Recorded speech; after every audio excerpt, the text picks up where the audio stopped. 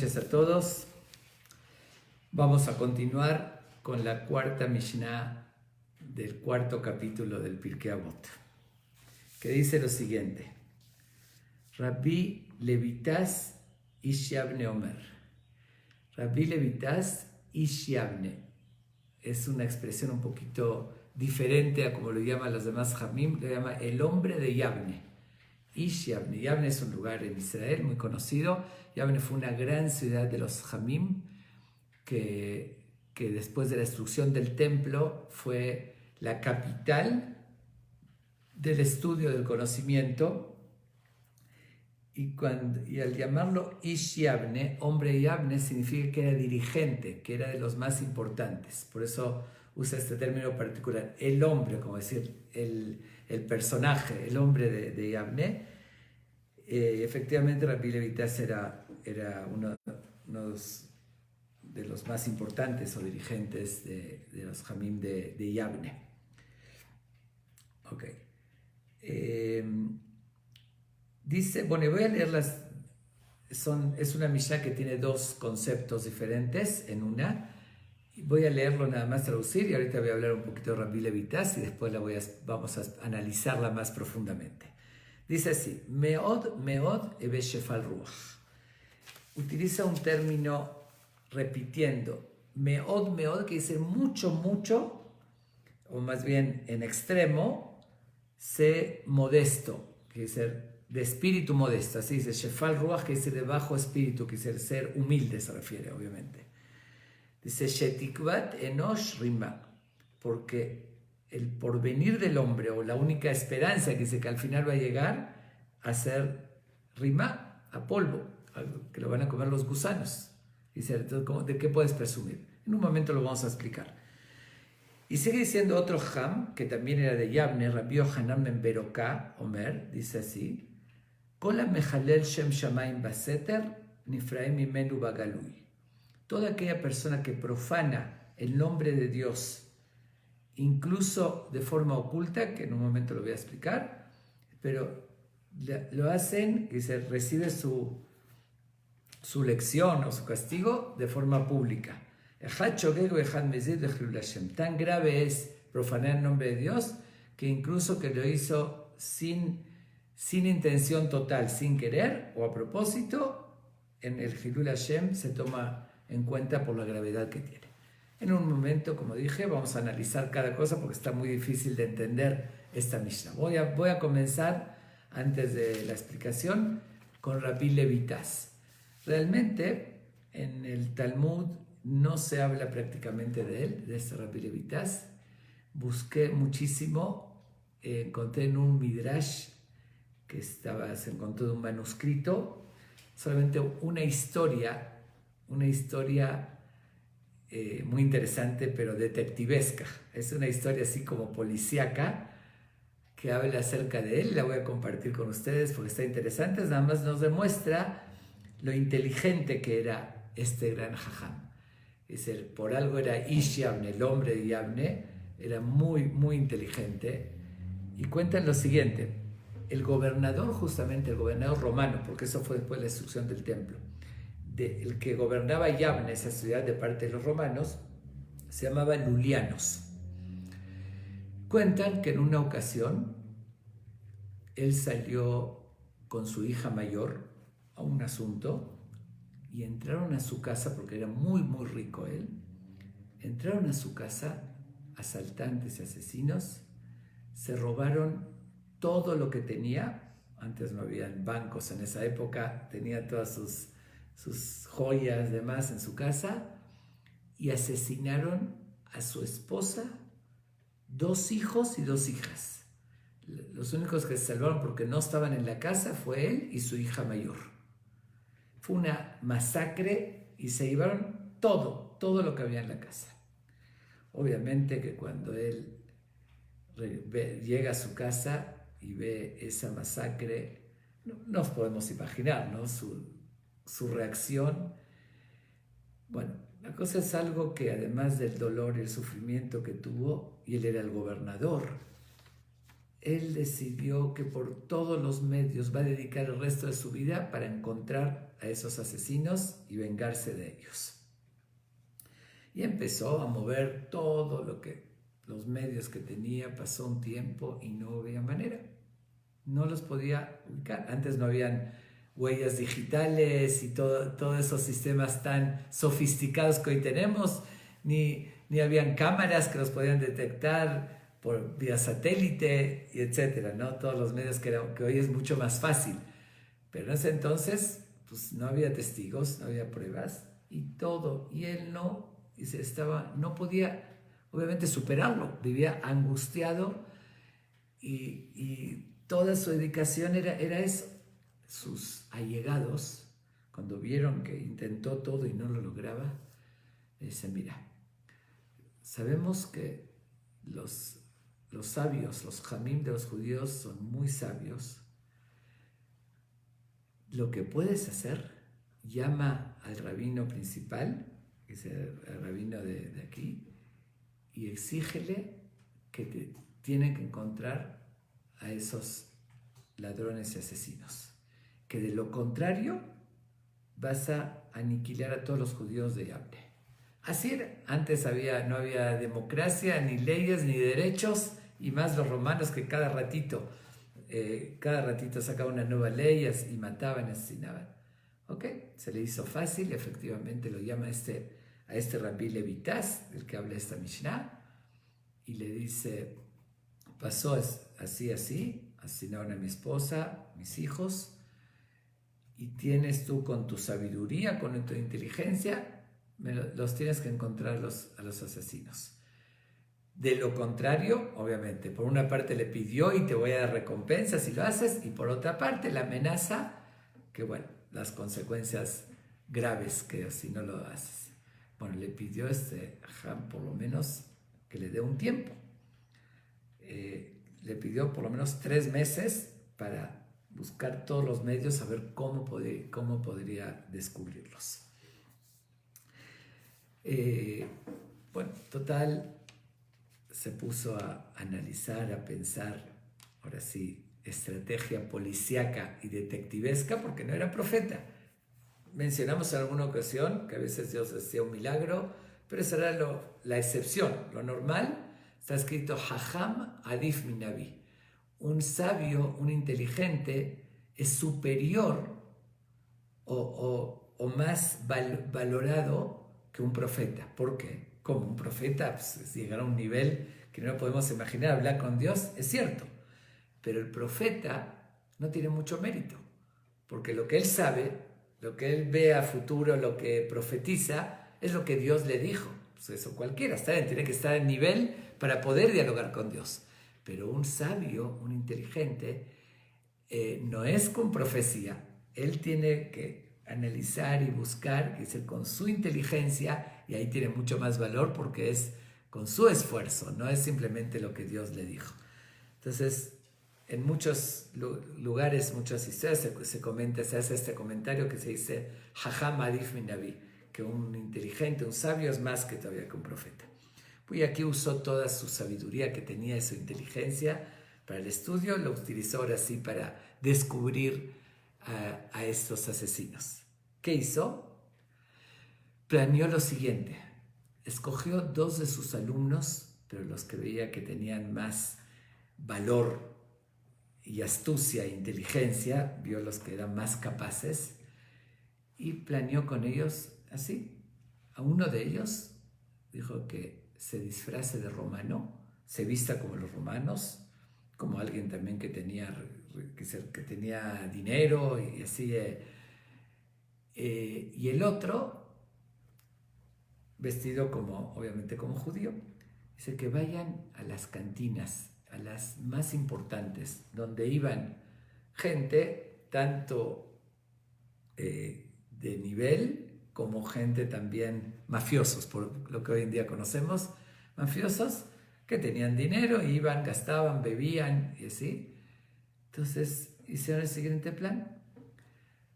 Uno de ellos, estos 2 alumnos se llamaban Tzadok y Hizquía.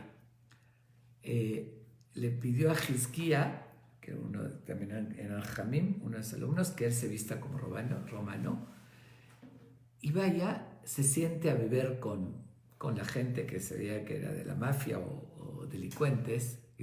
Obviamente que no tenían pruebas, ¿no? Pero era común que iban a esos lugares que eran caros y importantes. Y empiece como que a beber, él los invite a una copa a ellos, que así los va a ganar, que se haga amigos. Entonces que empieza a comentar, que empieza a hablar primero de otras cosas, que todo muy bien empernado con mucha psicología para disimularlo al máximo y lograr el objetivo. Entonces le dijo así, que empiece a hablar de diversas cosas, ¿no?, que sucedían en Roma. Él justamente lo escogió porque hablaba perfecto el idioma de los romanos. Y después como que mencione esa noticia. Oye, ¿ya vieron lo que como que toque ese tema? ¿Ya vieron el asesinato de la esposa y los hijos del gobernador? Qué cosa tan terrible. Y que comente que oyó por ahí que el gobernador le encomendó al rabino de los judíos, a Rabbi Levitas, que él busque a los asaltantes, a los asesinos. Y que se hizo muy raro. ¿Por qué pedirle a un rabino de los judíos que él haga esa investigación? Bueno, total, en el plan fue así. Dijo, después va a llegar Hamzadok, que es uno de sus alumnos, otros alumnos, se va a sentar en otra mesa, pero obviamente él se va a notar que es judío. Y entonces Hizquía, el primero que estaba pasando por los romanos, lo va a llamar a él y él le va a decir a sus compañeros, tal vez este judío sabe algo de esta encomendación que le hizo para entender por qué le pidió a este Hama Rabbi Levitas que él busca a los asesinos. ¿Él qué tiene que ver? ¿Por qué? Entonces, así le hicieron el plan, que le iba también lo iba a invitar a beber, lo iba a emborrachar, y como que después le va a sacar el secreto, le va a revelar. Primero se va a negar, y va a decir, no puedo decir nada, pero al final va a revelar. Y ahorita continúo contándolo ya en cómo lo llevaron a cabo. Y así efectivamente sucede. Llega Hizquía, va a una cantina, ve un lugar así donde se da cuenta que la gente no era de alto nivel de forma natural, no aristocráticos, sino que tenían dinero porque eran delincuentes. Entonces se sentó con ellos, así como que haciéndose pasar como si él simpatiza con ellos. Oiga, los voy a invitar a una copa a todos, hoy estoy de buen humor. Hoy, bueno, ya saben, les da otra copa y así, y empieza a platicar con ellos, y después saca ese tema. ¿Oyeron? ¿Sabe cómo que no va a oír eso? Y empiezan a platicar. Pero oí que el gobernador le encargó a Rabbi Levitas. Oye, no entiendo por qué, cómo a los judíos. Ese era un momento que había mucho odio de los romanos y los judíos. Total, de repente llega el otro tzadok y se sienta en otra mesa cerca de ellos, que lo alcancen a ver. Entonces él sigue comentando y dice, ay, mira, ahí hay un judío. Seguramente ellos todos se conocen y seguramente él sabe algo. Vamos a hacerlo pasar de copas un poquito y hacerlo hablar. A ver de qué se trata, por qué le encomiendan a este jajam que él haga la investigación. Como que él diciéndolo, no queda, nosotros los romanos, llamar a un rabino, a un judío, que él haga la investigación. ¿Cómo puede ser? No es algo, no entendemos. A ver, lo llaman a él y él, haciéndose que no los conoce, como que inocente, llega, ok, a ver, te invitamos a una copa, se pone feliz, y a otra copa, y empiezan también a platicar con él, todo haciéndolo de una forma que se vea que ni remotamente podían haber sospechado que eso estaba planeado, que eran paleros, que se le hicieron muy así natural, platicando, Pero miren qué plan tan astuto. Total, le dice, oye, oímos algo que tú conoces, le dicen a Rabí Levitas, el rabino Levitas, que era, dice, seguro, es mi maestro, es mi rabino. ¡Wow! Todos se ven entre ellos, a este sí le vamos a poder sacar los secretos. Entonces le dicen, oye, oímos que el gobernador le pidió a él que investigue el asesinato de su familia. ¿Tú sabes por qué? ¿Por qué justamente le pidió a él? Entonces él, así muy, como que, sí, bueno, sí sé, pero de ninguna manera. Es ultra secreto, eso no se los puedo revelar, pero de ninguna manera. Entonces le insisten y hasta le ofrece, nos que te pago, de ninguna manera eso es ultra secreto. Y hacerlo notar muchísimo de que no quería revelarles y que fue casual, total. Entonces Hezquiel le dice en el oído al otro, vamos a emborracharlo un poquito, ya va a perder el control y así le vamos a sacar la información.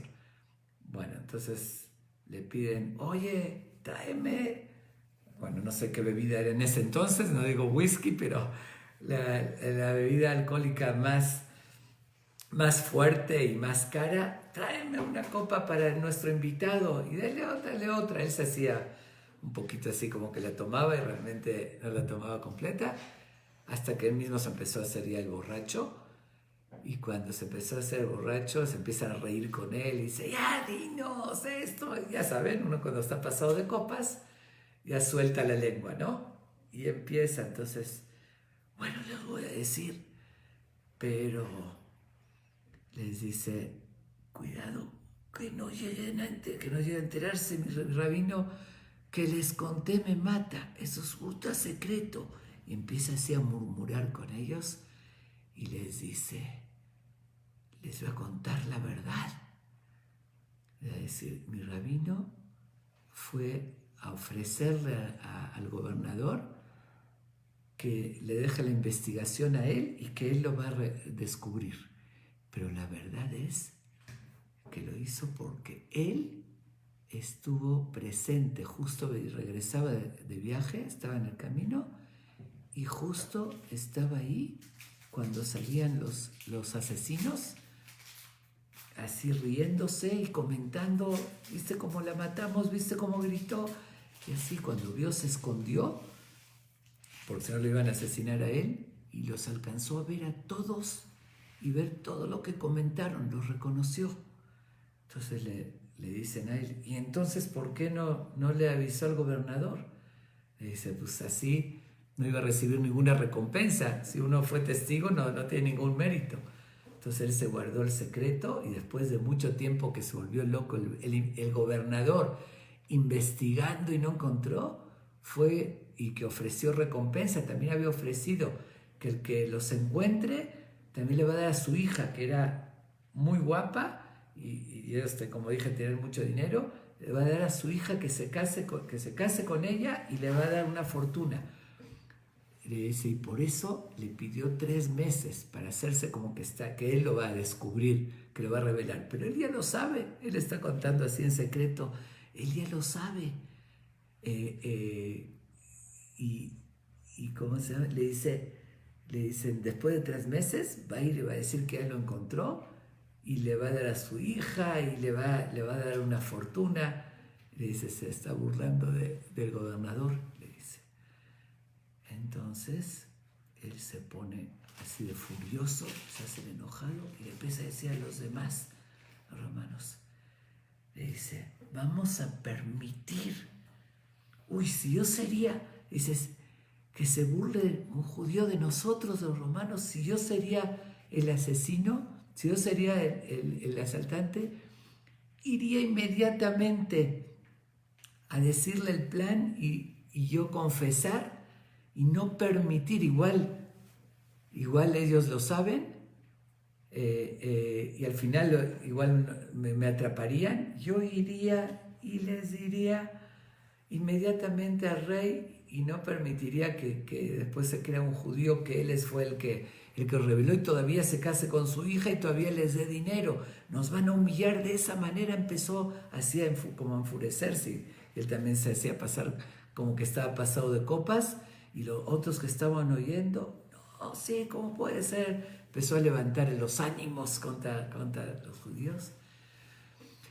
Les pidió el Ham que vayan a diferentes cantinas y siempre hagan ese mismo show, pero tuvieron esa suerte que la primera, en ese grupo habían dos, porque era un grupo grande de los asaltantes asesinos, dos estaban ahí. Después de su discurso con tanto fervor, dos de los que estaban ahí confiesan. Dice, la verdad, cierto. Dice, nosotros fuimos y nuestros compañeros tal y tal, y no vamos a dejar que nos delate un rabino judío y todavía que le dé una fortuna.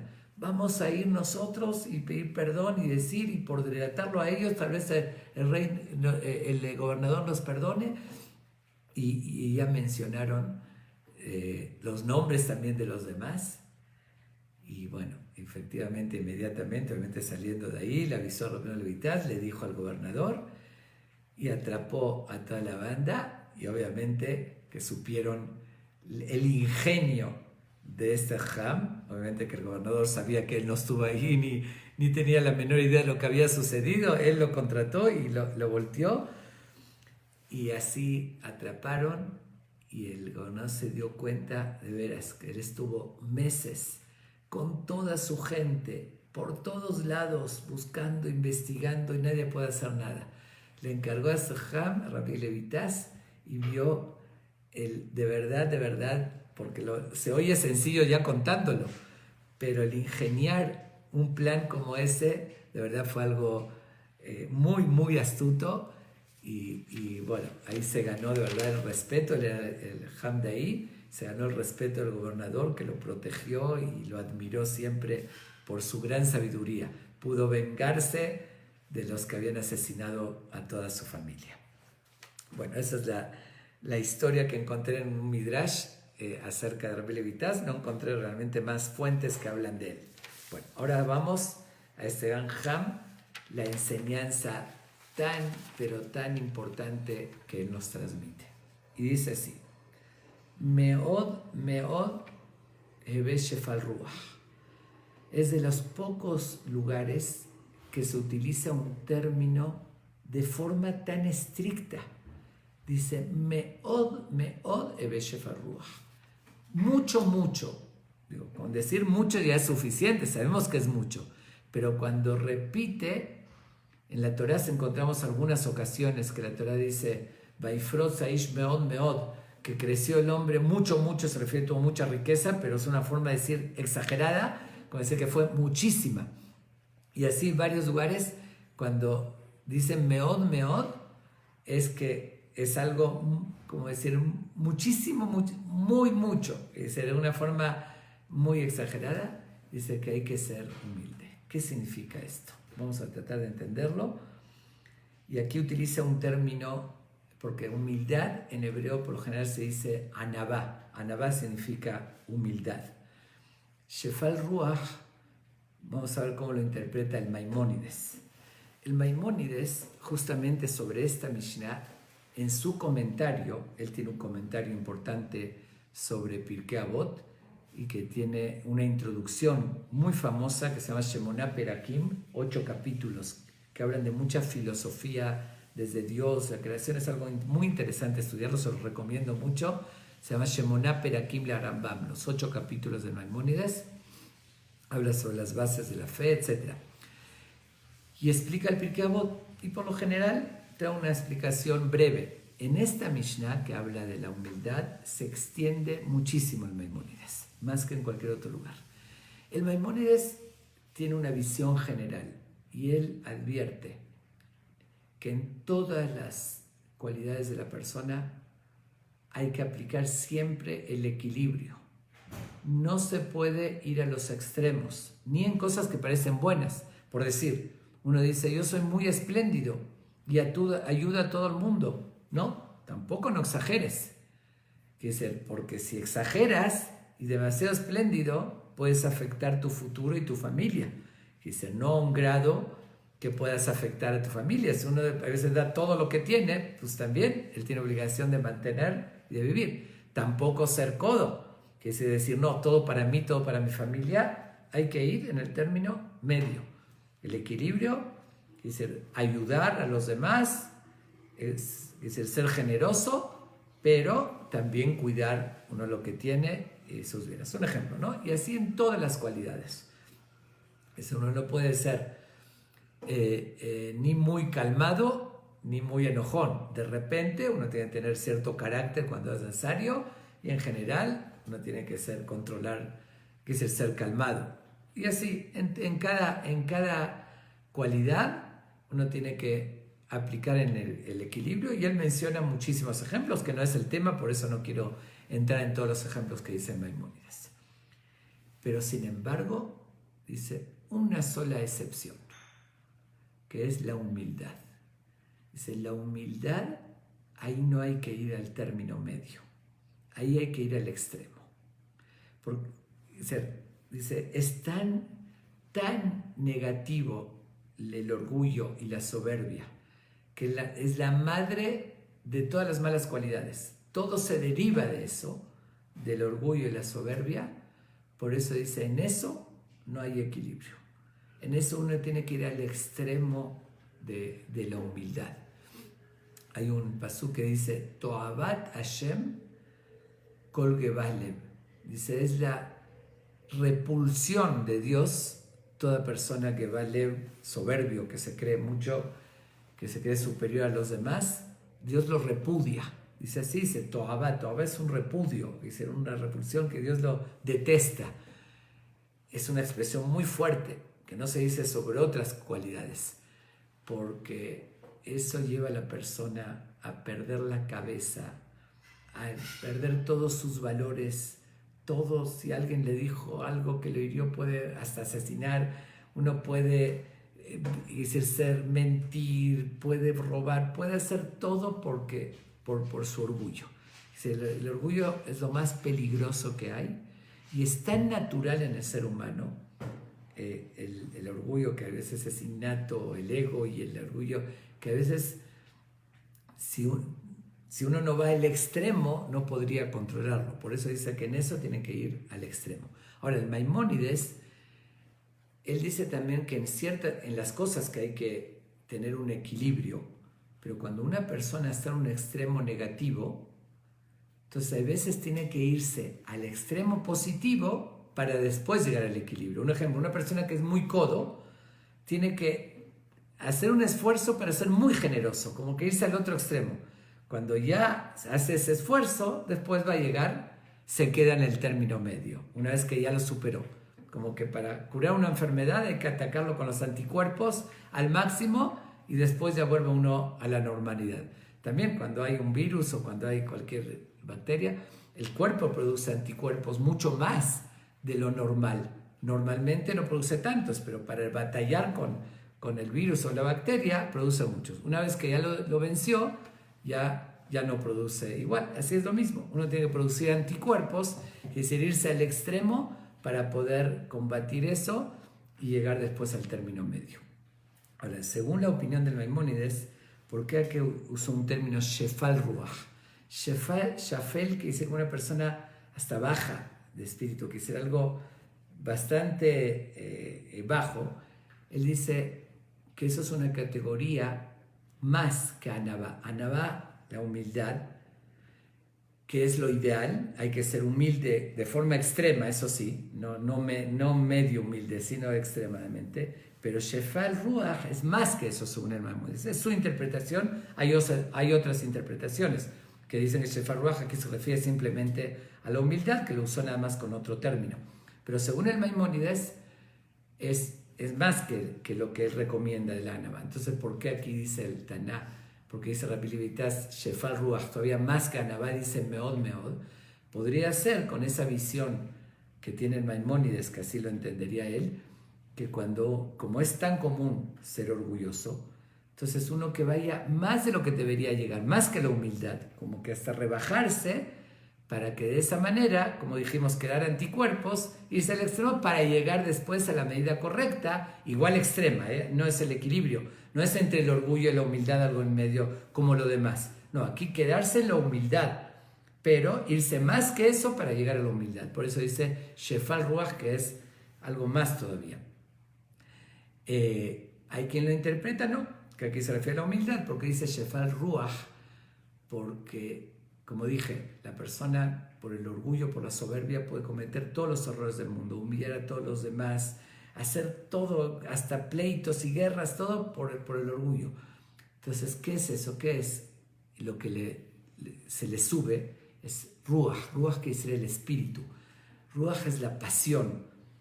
Es lo que, por eso se llama Ruach. Ruach quiere decir viento también, lo que lo impulsa a actuar. Entonces, dice, hay un término que dice Gebar Ruach, del espíritu elevado. Elevado, que si no tiene control, se siente, enaltece eso y por de ahí lo lleva a cometer todos los actos negativos o los errores.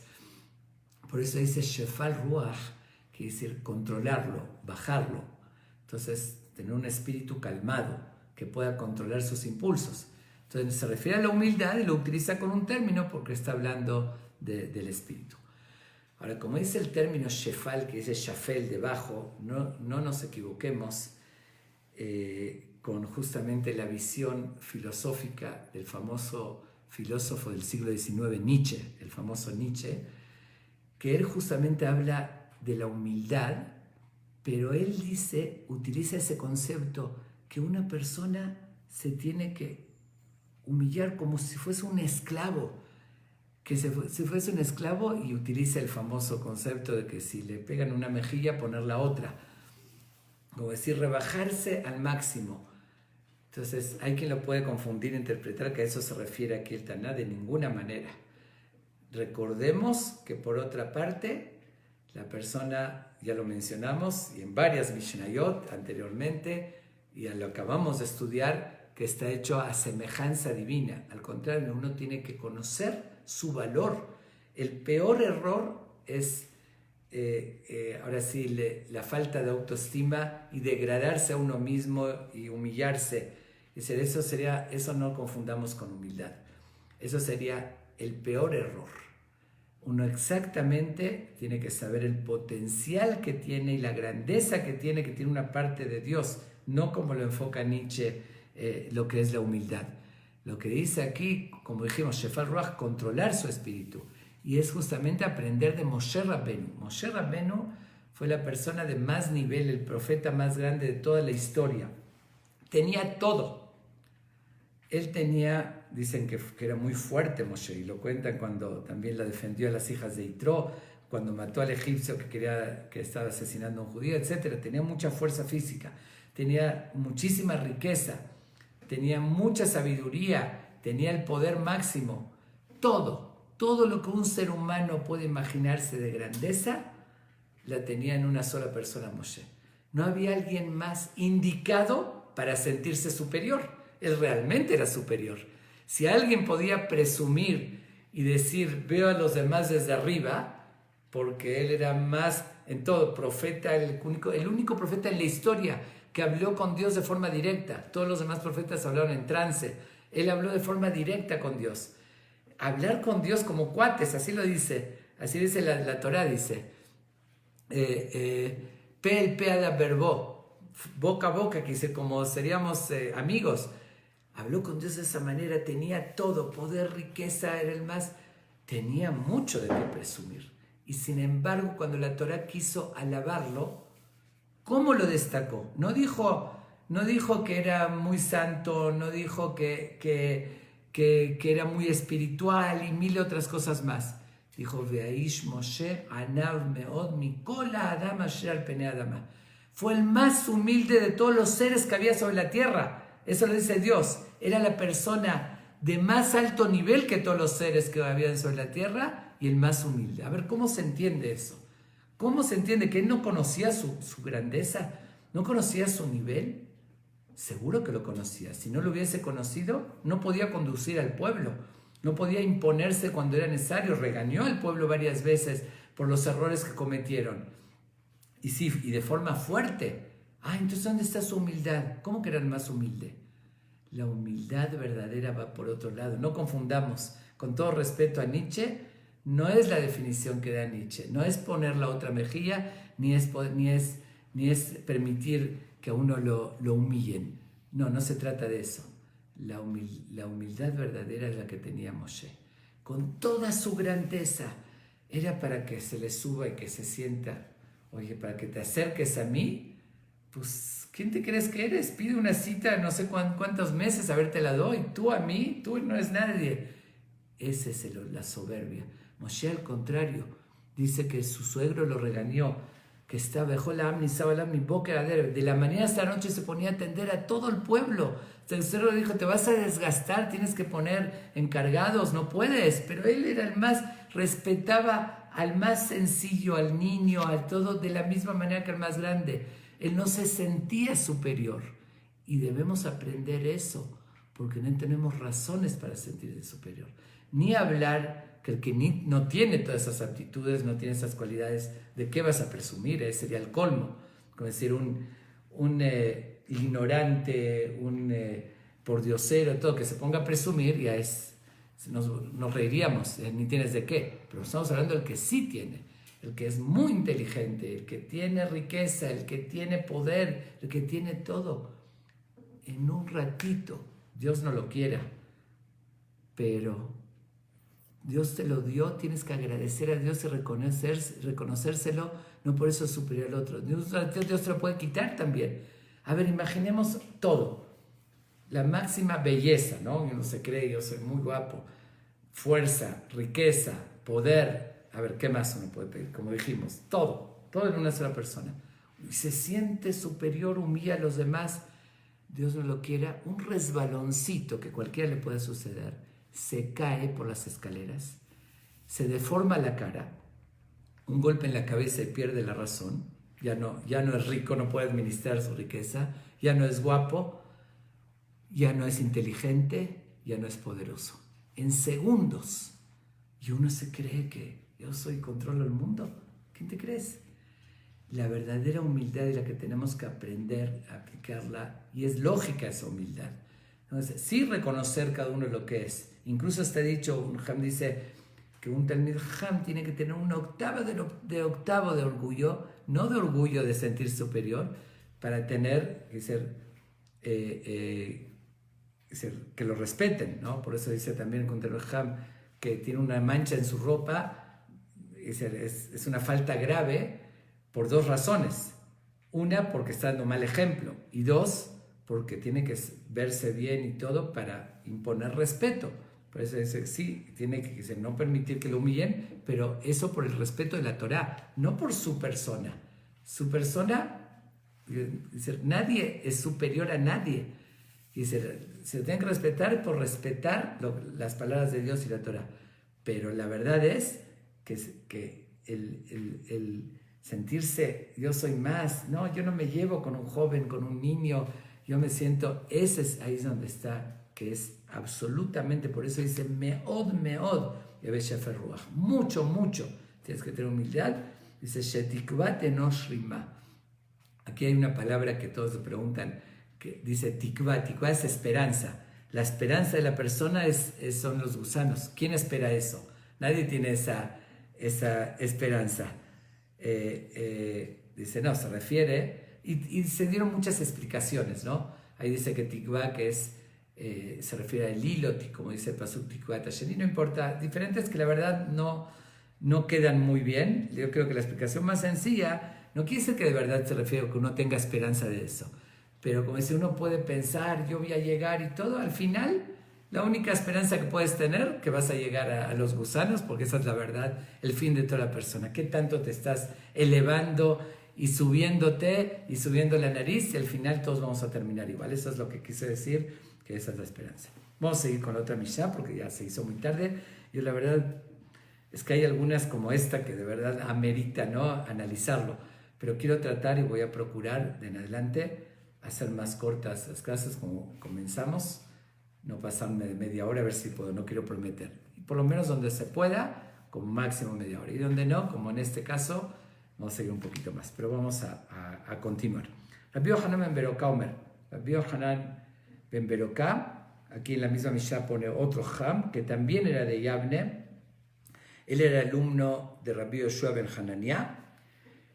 Encontré que lo mencionan en el Talmud, en Hagigá número 3, en el Talmud Tratado de Erubín, Pesajim, pero pocos lugares. También él no es de los que son mencionados, ni hay historias, o por lo menos conocidas, sobre él. Él dice así, esta es una, como dije, de las más difíciles de entender esta expresión de él. Dice así,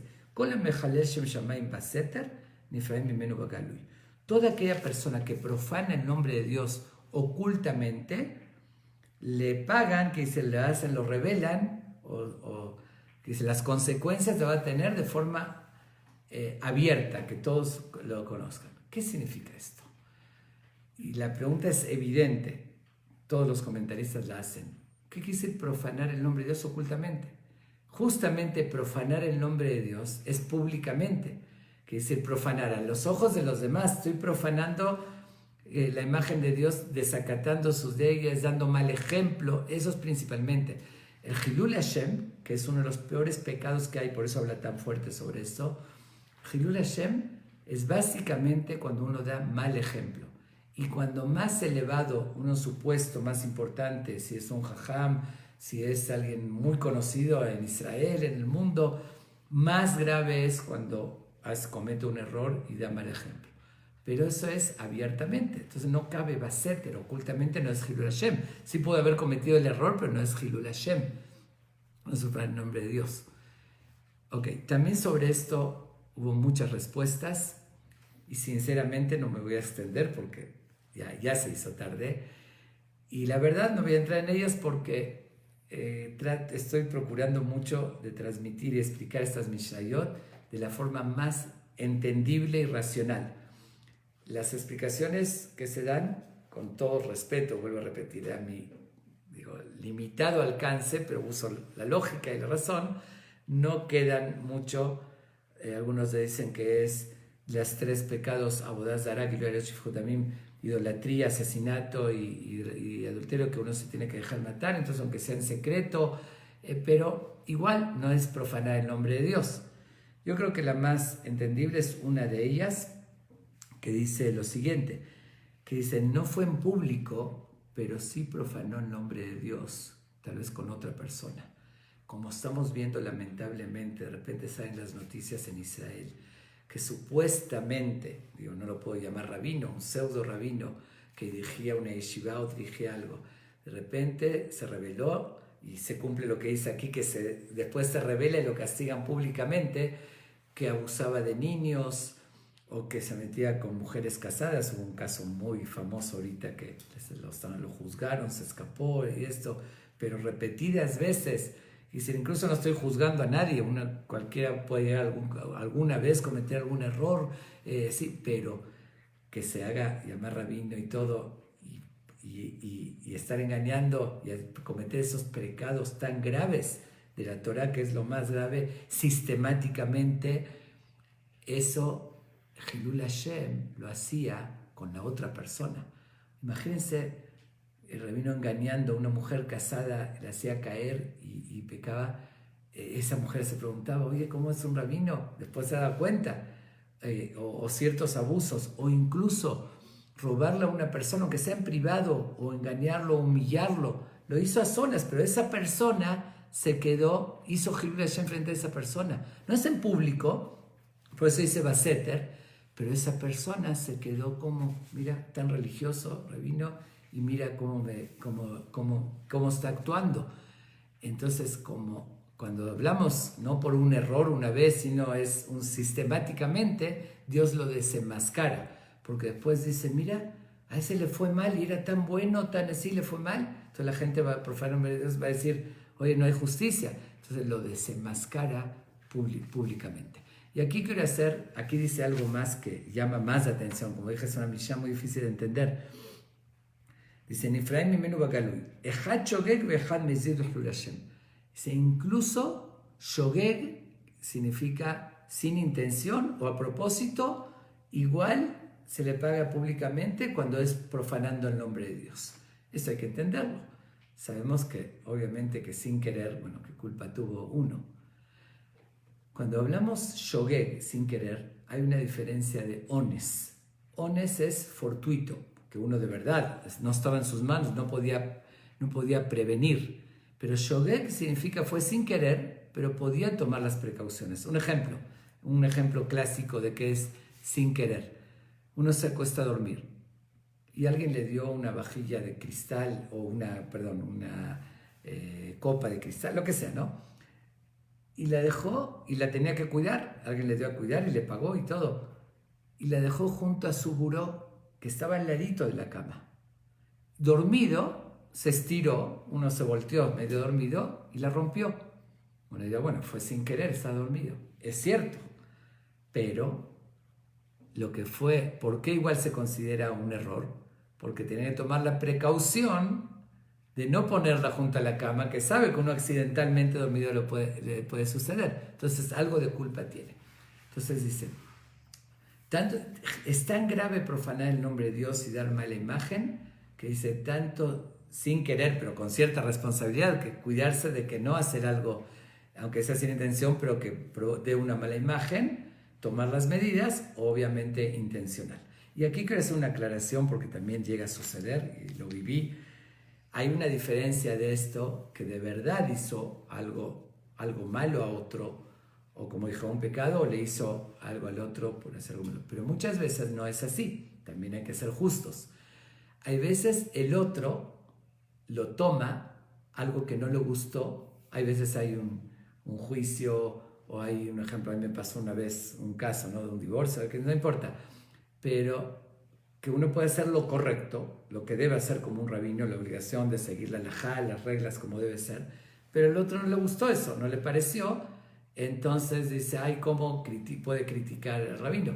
Ahí no entra en lo que está diciendo, aunque el otro se lleva una mala impresión, pero es porque por su interés personal, como cuando se indica, tú tenías razón y el otro no, siempre el que perdió se va a enojar y va a criticar, pero eso no es Hilul Hashem, que dice, el otro quiere interpretar a su conveniencia porque no le conviene, pero no porque el otro actuó mal. Ahí no entra, pero sí entra en cuando realmente alguien, principalmente como dije, religioso, un ham, tanto a otro yehudí, y ni hablar también frente a un gentil, que da una mala imagen, dice, es lo más grave, por eso dice, aquí se toma en cuenta, aunque sea sin intención total, pero no tomar las precauciones, aunque sea oculto, que oculto se refiere, que dice, aunque lo hizo frente a una sola persona, y nadie supo, pero esa persona sí supo, dice, ese Hilul Hashem, al final se revela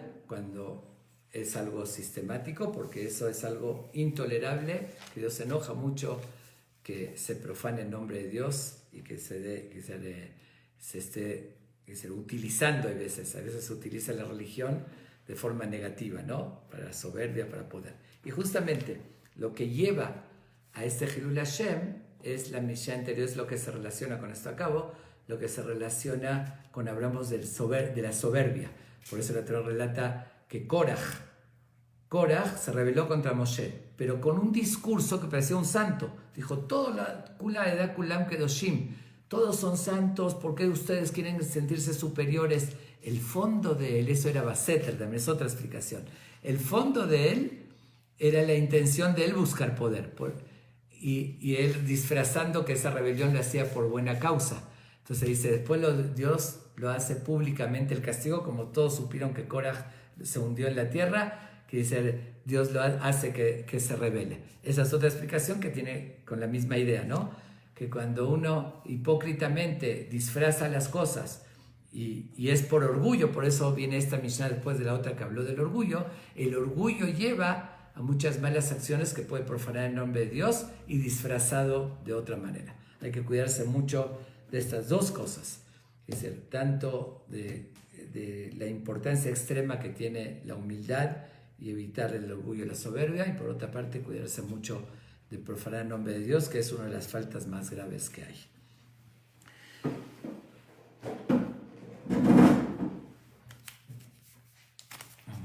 explicarlo.